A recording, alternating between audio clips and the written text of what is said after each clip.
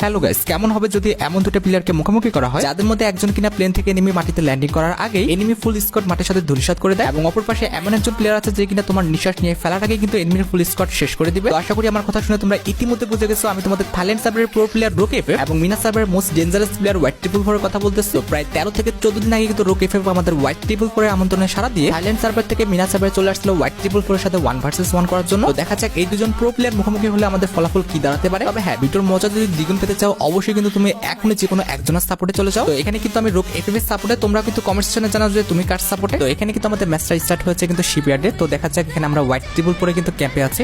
White triple পরে কিন্তু চেষ্টা করতেছে ওয়ান ট্যাপ মারার, তবে লাগতেছে না।